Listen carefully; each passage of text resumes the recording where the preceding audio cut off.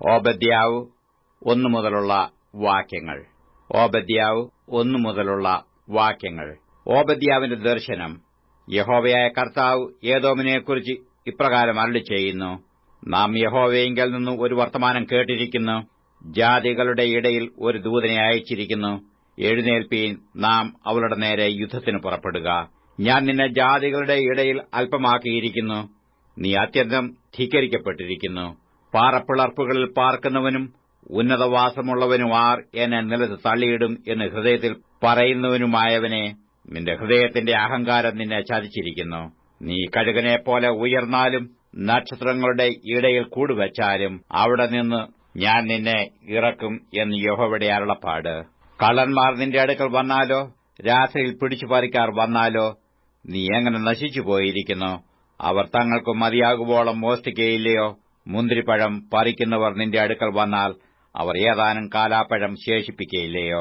ഏശാവിനുള്ളവരെ കണ്ടുപിടിച്ചിരിക്കുന്നതും അവന്റെ നിക്ഷേപങ്ങളെ തിരിഞ്ഞു കണ്ടിരിക്കുന്നതും എങ്ങനെ? നിന്നോട് സഖ്യതയുള്ളവരൊക്കെയും നിന്നെ അതിരോളം അയച്ചു കളഞ്ഞു. നിന്നോട് സന്ധിയുള്ളവർ നിന്നെ ചതിച്ചു തോൽപ്പിച്ചിരിക്കുന്നു. നിന്റെ ആഹാരം ഭക്ഷിക്കുന്നവർ നിനക്ക് കണിവെക്കുന്നു. അവന് ബുദ്ധി ഒട്ടുമില്ല.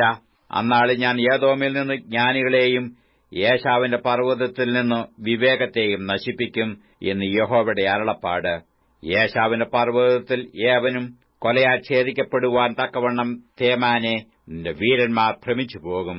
നിന്റെ സഹോദരനായ യാക്കോബിനോട് നീ ചെയ്ത സാഹസം നിമിത്തം ലജ്ജ നിന്നെ മൂടും. നീ സദാകാലത്തേക്കും ഛേദിക്കപ്പെടും. നീ എതിരെ നിന്ന നാളിൽ അന്യജാതിക്കാർ അവന്റെ സമ്പത്ത് അപഹരിച്ചു കൊണ്ടുപോകുകയും അന്യദേശക്കാർ അവന്റെ ഗോപുരങ്ങളിൽ കടന്ന് യെരൂശലേമിന് ചീട്ടിടുകയും ചെയ്ത നാളിൽ തന്നെ നീയും അവരിൽ ഒരുത്തനെപ്പോലെയായിരുന്നു. നിന്റെ സഹോദരന്റെ ദിവസം അവന്റെ അനർത്ഥ ദിവസം തന്നെ. നീ കണ്ടു രസിക്കേണ്ടതല്ല. നീ യഹൂദ്യരെക്കുറിച്ച് അവരുടെ അപായ ദിവസത്തിൽ സന്തോഷിക്കേണ്ടതല്ല. അവരുടെ കഷ്ടദിവസത്തിൽ നീ വമ്പ് പറയേണ്ടതല്ല. എന്റെ ജനത്തിന്റെ അപായ ദിവസത്തിൽ നീ അവരുടെ വാതിലിനകത്ത് കടക്കേണ്ടതല്ല. അവരുടെ അപായ ദിവസത്തിൽ നീ അവരുടെ അനർത്ഥം കണ്ട് രസിക്കേണ്ടതല്ല. അവരുടെ അപായ ദിവസത്തിൽ അവരുടെ സമ്പത്തിന്മേൽ നീ കൈവയ്ക്കേണ്ടതല്ല. അവന്റെ പലായുധന്മാരെ ഛേദിച്ചു കളവാൻ നീ വഴിത്തലയ്ക്കൽ നിൽക്കേണ്ടതല്ല. കഷ്ടദിവസത്തിൽ അവന് ശേഷിച്ചവരെ നീ ഏൽപ്പിച്ചു കൊടുക്കേണ്ടതുമല്ല. സകല ജാതികൾക്കും യഹോവയുടെ നാൾ അടുത്തിരിക്കുന്നു. നീ ചെയ്തിരിക്കുന്നതുപോലെ നിന്നോടും ചെയ്യും. നിന്റെ പ്രവൃത്തി നിന്റെ തലമേൽ തന്നെ മടങ്ങിവരും. നിങ്ങളെന്റെ വിശുദ്ധ പർവ്വതത്തിൽ വെച്ച് കുടിച്ചതുപോലെ സകല ജാതികളും ഇടവിടാതെ കുടിക്കും. അവർ മോന്തി കുടിക്കുകയും ജനിക്കാത്തവരെപ്പോലെയാകുകയും ചെയ്യും. എന്നാൽ സിയോൻ പർവ്വതത്തിൽ ഒരു രക്ഷിതഗണമുണ്ടാകും. അത് വിശുദ്ധമായിരിക്കും. യാക്കോബ് ഗൃഹം തങ്ങളുടെ അവകാശങ്ങളെ കൈവശമാക്കും. അന്ന് യാക്കോബ് ഗൃഹം തീയും യോസേഫ് ഗൃഹം ജ്വാലയും ഏശാവ് ഗൃഹം താളടിയുമായിരിക്കും. അവർ അവരെ കത്തിച്ച് ദഹിപ്പിച്ചു കളയും. ഏശാവ് ഗൃഹത്തിന് ശേഷിപ്പുണ്ടാകയില്ല. യഹോവയല്ലോ അരുളി ചെയ്തിരിക്കുന്നത്. തെക്കേദേശക്കാർ ഏശാവിന്റെ പർവ്വതവും താഴ്വീതിയിലുള്ളവർ ഫെലിസ്ത്യദേശവും കൈവശമാക്കും. അവർ എഫ്രയീം പ്രദേശത്തെയും ശമര്യ പ്രദേശത്തെയും കൈവശമാക്കും.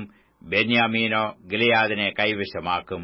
ഈ കോട്ടയിൽ നിന്നു പ്രവാസികളായി പോയ ഇസ്രയേൽ മക്കൾ സാരെഫാത്ത് വരെ കനാന്യർക്കുള്ളതും സഫാരദിലുള്ള യെരൂശലേമ്യ പ്രവാസികൾ തെക്കേദേശത്തെ പട്ടണങ്ങളും കൈവശമാക്കും. ഏശാവിന്റെ പർവ്വതത്തെ ന്യായം വിധിക്കേണ്ടതിന് രക്ഷകന്മാർ സിയോൻ പർവ്വതത്തിൽ കയറിച്ചെല്ലും. രാജ്യത്വം യഹോവയ്ക്ക് ആകും.